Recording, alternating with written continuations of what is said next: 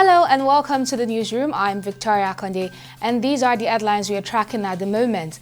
Nigerian workers in the telecommunications and electricity sectors are threatened to shut down the national grid and telecom services at midnight Wednesday if Nigerian Labour Congress President Joe Ajaero is arrested by the police.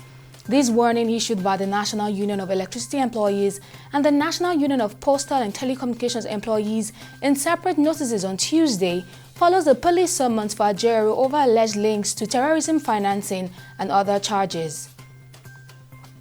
Now, the Kano State Public Complaints and Anti-Corruption Commission has arrested the Permanent Secretary of Kano State Ministry of Local Government and Chieftaincy Affairs Ibrahim Mohammed Kabara, alongside the State Algon Chairman Abdullahi Ibrahim and 4 others in connection with an alleged corruption relating to the procurement of drugs and medical equipment for the 44 local governments in the state.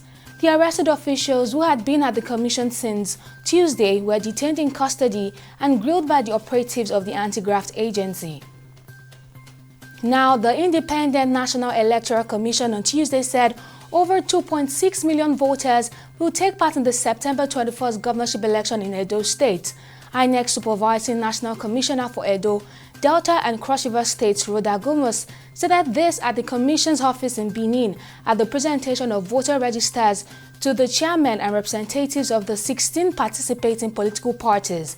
While stressing the need for a peaceful poll, Gomes said elections should not be a do-or-die affair.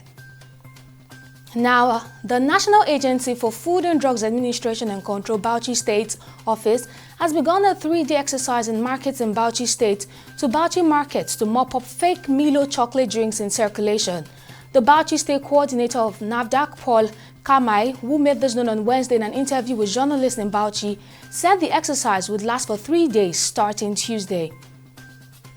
And on business, oil producers under the aegis of the Independent Petroleum Producers Group have warned against being forced to sell crude oil to the Dangote Petroleum Refinery and other local ones in Nigeria.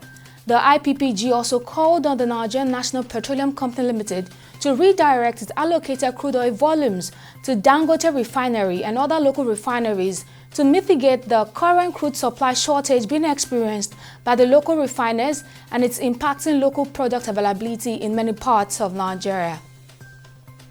And on the foreign scene, a mining accident in southwest China on Wednesday killed 7 people and left 1 other trapped. According to state media, the incident occurred at around 10 a.m. as workers were closing a ventilation shaft at a coal mine in the city of Leshan. Details of the occurrence were not given, but it was stated that the accident initially trapped 8 people.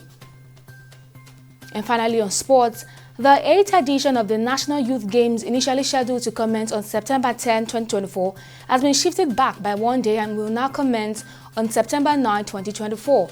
The Minister for Sports Development, John Eno, represented by the Director of Grassroots Sports Development in the Ministry, Patrick Okeke, announced the adjustment during the just concluded Joint Technical Committee meeting of the Games at the Stephen Keshi International Stadium, Asaba venue of the next Games.